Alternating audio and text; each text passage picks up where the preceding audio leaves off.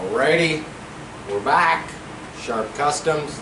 Share, like, subscribe. You know the routine. Hit that damn notification bell. Had a few requests on the last video. I showed an archive. I showed this. There's an old thing I found. It's a differential I made many years ago. Kind of lost it. It was stuck in a box. Somebody was really interested in it, and not only were they interested in this one, but they were interested in the DIY grinder head differential. So I thought I would take it upon myself. Before I get into it, thank you to all our new subscribers. Thank you to all our regular subscribers. And let's just go at it. I'm going to put my glasses on so I can see what the hell I'm doing. I'm going to show a few little things. You see me work on the lathe a lot. I'm going to show you basically how you can get where you want to be in a situation like this, not using the lathe. You could possibly get wounded in the process, but just, you know, take precautions, be careful, work safe. So I've got the stuff laid out here for a grinder. I've got my shafts. I've got the grinder all apart. Of course, you can see I've carved it all apart. I got rid of some of the obvious stuff. Basically, if you look at this grinder, you can see it's got a fairly large housing. You don't necessarily need it all. Every grinder is kind of unique. This is a Mastercraft. Sorry. I've got a Bosch. I've got a few different other ones. The housing is all a little bit different. They're all about a 3 ratio, meaning that for every 3 turns of the pinion, the crown gear turns 1 time. It's a good gear for an RC. So, before I get into this, I'm going to show how you can basically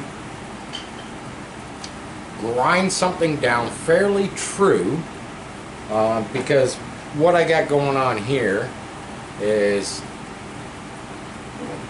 basically this piece here, this shaft, would have been the shaft right here on the grinder where the threads were. So, you know, on the lathe, pretty simple.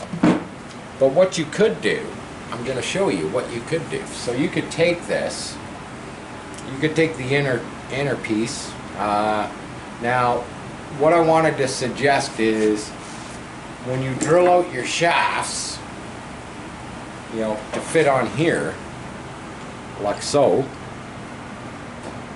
That's a pretty snug fit. That would be what I consider a press fit. I'm going to show you a few different ways that you can do this. You don't have to go solid shafts. You could actually turn this into an independent rear end if you wanted to. I don't do that. So you could basically take this unit right here out of the grinder, fits in here like so, part of the grinder. There's the pinion that clips in, that screws down. There you go, turns the shaft. But we'll get back to that. We will get back to that. So you could take this and you could literally chuck it in a drill press. And you're saying, well, okay, yeah, okay, you can put it in a drill press, then what? Well, I'm going to show you. I'm going to show you firsthand. here at Sharp Customs, raw, live. Hope I don't get wounded. I've already gotten wounded a couple times today messing around with this stuff. Yeah, there's one. So, you take your grinder. You got your piece of material, your shaft, chucked in your drill press. Turn on the drill press. There you go. It's spinning. Watch this.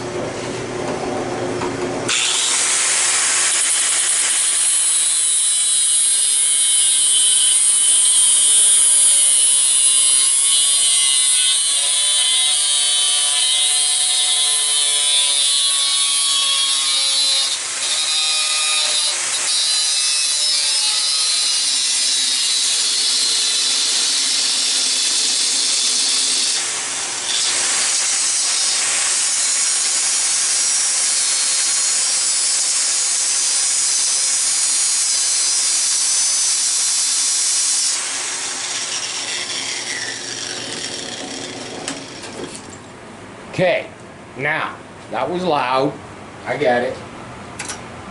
I'll pull it out, but if you took your time, I did this purely for example, but if you took your time, that was hot. That was very hot. That was so hot, it was heavy. But if you took your time, as you can see, you can grind down a pretty decent shaft to, if you wanted to, if I was doing this piece here, you could take your time. This is hardened steel, by the way, the shaft that goes through a grinder. So you would take your time because it's going to take you a very long time. But I just kind of showed you how you can use just an ordinary drill press. You don't have to have a big drill press. You could have a bench top. And I also want people to know that if you took your bench top drill press and you laid it down on your bench sideways, you could literally create your own mini lathe. With just a few extra little things. If you got any sense of fabrication, you can make your own mini lathe. So, that being said, I believe we looked at this one. These were lawnmower gears that I chose. The housing is nylon. I got a few washers. I got a locking collar. This stuff all pops out. These are like U-joint, U-shaped type bushings. Cut these in. Don't remember how I did it. Obviously the pinion, I need to put a washer in there and a couple of set screws to hold that in there so that it can't move. But that's the nylon one. We're concentrating on this new grinder head one. So basically what we'll do is, I got it fairly clean. It could use a better cleaning. We'll put the pinion back in. We get this weird little spring thing pops in there, and then a little clip. Got my little ring clip pliers. I'll just grab it.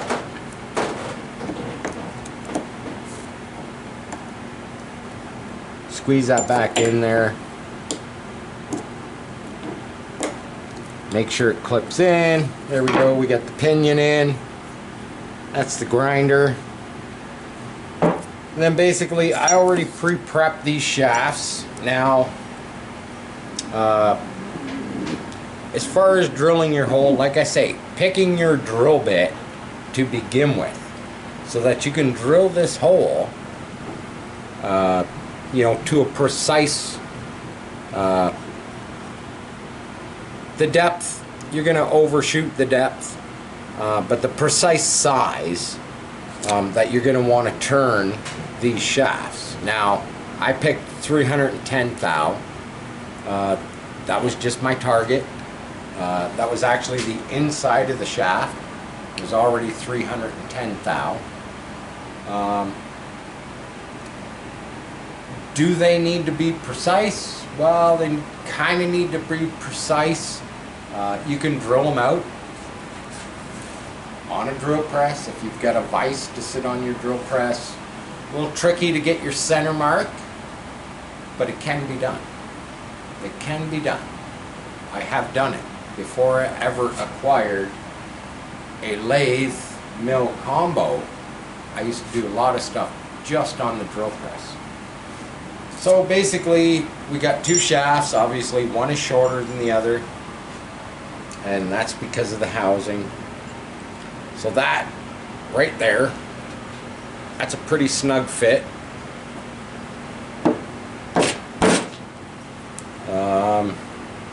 They're almost press fits. Now, I could press these together, and you could, if you didn't own a welder, I will weld these. I will tack weld these on here. I'm going to show you something upcoming. You know, stay tuned to the video. I'm going to show you something pretty cool that I just fabbed up. Just, I don't know, 10 minutes worth of my time to make this all, basically to make it all true. So basically these, they're kind of snug. I would press them on a little bit further, but you don't necessarily have to weld them. You could drill and tap, and you could put set screws to hold these to that, you know, the main shaft going through the gear. You don't necessarily, if you don't own a welder, you don't necessarily have to weld them. Obviously this, you know, you could put it on your bench, you could tap it with a hammer, get them all snug. We're just doing this purely so I can show all you people. So basically now I would take this, let's say these were pressed on. Now I've drilled out where there was a needle bearing in here that little shaft actually went into. It resided in there. I drilled it out. Probably not going to get it to fit this way.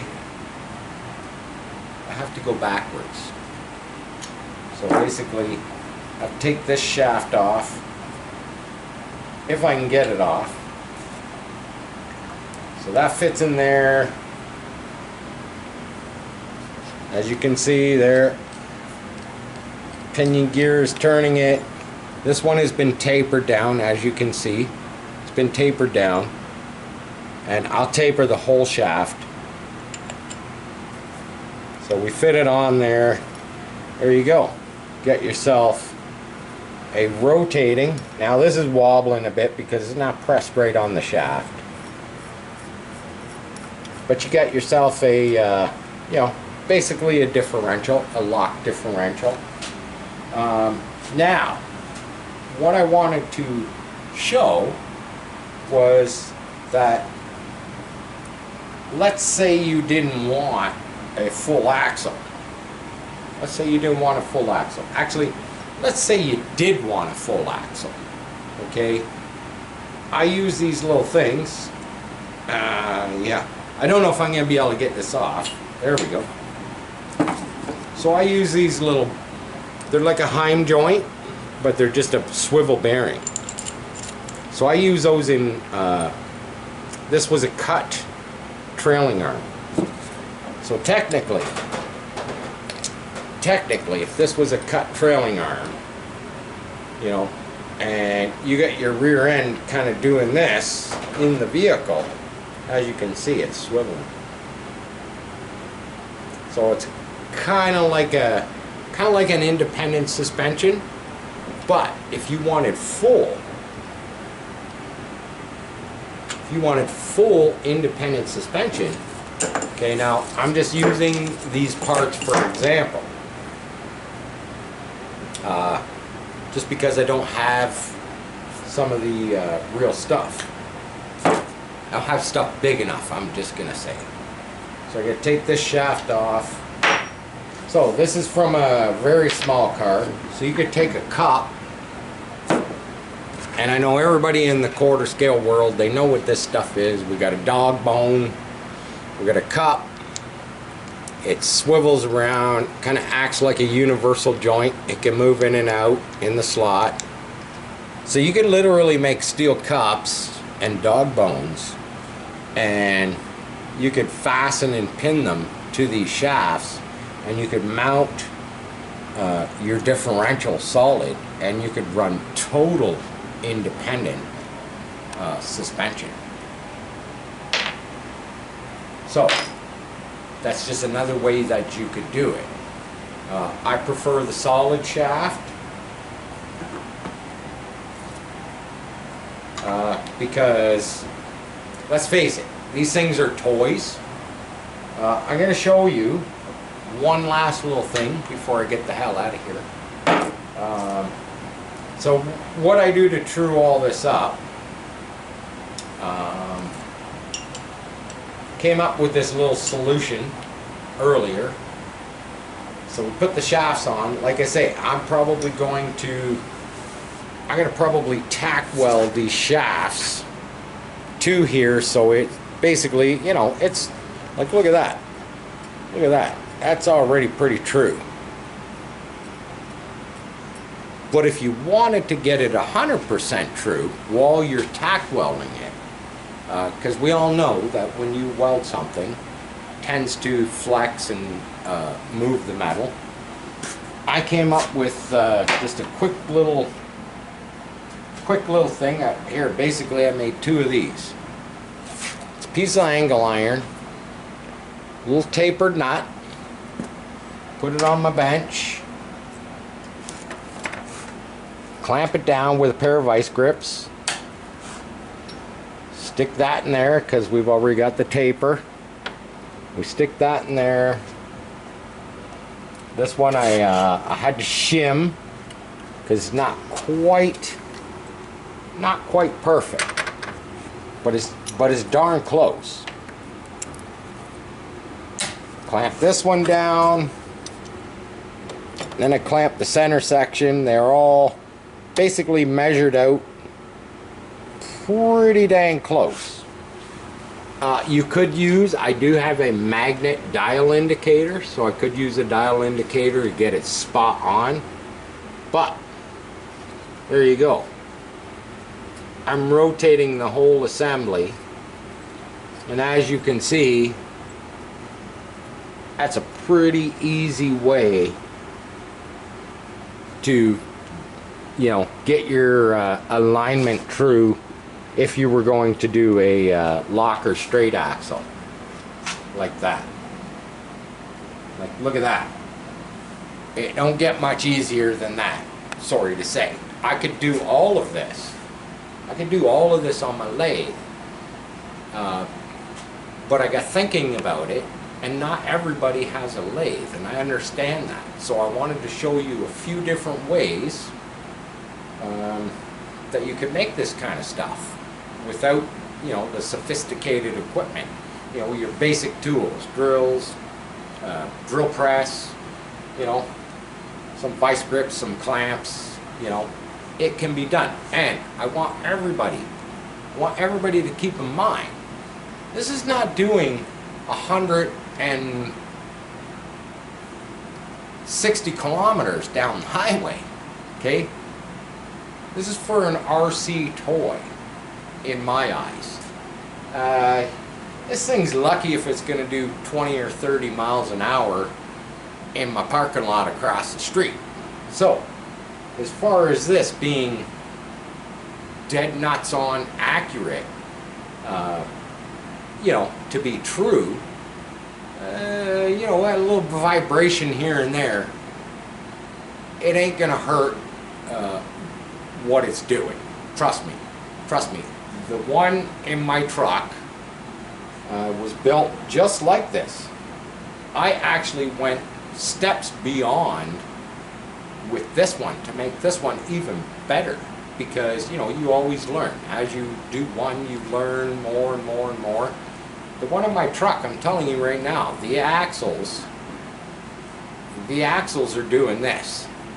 You know, they do the old shimmy shake, and that thing runs great. You know, that thing does burnouts, it does donuts. It's you know, it works great for what I built it for. So this right here, that's pretty cool. That's pretty simple. You know, to true it all up. Now I could squeeze it together. I put a couple tacks. I would spin it. Put a couple tacks, spin it. If your welds tend to, you know, pull your shafts a bit, you can tap them with a hammer. You know, they do have a little bit of give. So that's the DIY grinder rear end. I just wanted to show everybody that. Here, I'll show one other one. I'll show one more. Here you go, right here, look at this. This is an aluminum housing. I have not touched this one because I will never use this one. This is out of a lawnmower. Had a pulley on here that drove off of the blade pulley. And this is like a 7-to-1 gear ratio. So these axles drove the front wheels on a lawnmower while the motor spun, you know, this top piece there. Look, you can see. And it had a lever here inside here. I'll show you. It had what they call an in and out box. So a neutral or a drive. So basically the lever pushed this side to side to disengage and engage. I will never use this one for any of my applications purely because, there you go, it's a worm drive. And like I say, the ratio is like 7-to-1. Interesting though, very cool, you know. I'm always looking for stuff like this because it interests me in a mechanical sense. Yeah, that one I'll never use. It's just an example. The other ones though, the grinders, you know, you want to make a cheap, inexpensive differential for your home-built DIY, you know, chainsaw, weed eater, leaf blower, pocket bike motor. You know what? I think they work great. So, to all my viewers who wanted to see that, I hope I let you in on, you know, some of the easy ways that you can do things. And just remember, things don't have to be 100% precise for what you're making, because you're making a toy. Okay, you're making what I call a big boy toy. And let's face it, most of these professional products that you buy, and you build these really expensive, you know, $5,000, $10,000, $15,000 quarter scale vehicles. In most cases, y'all know where it's sitting.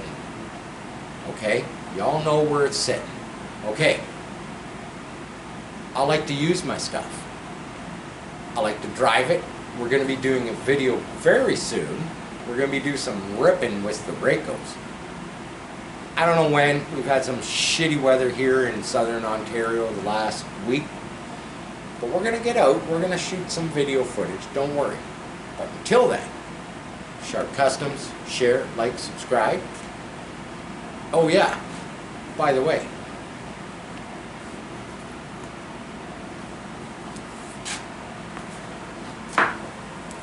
just thought I'd share that with you. I forgot all about it, but I've been asked, and all I'm gonna say is I'll have to get back to y'all on that. Share, like, subscribe, hit the notification bell, make comments. Sharp Customs. I'm out. Peace.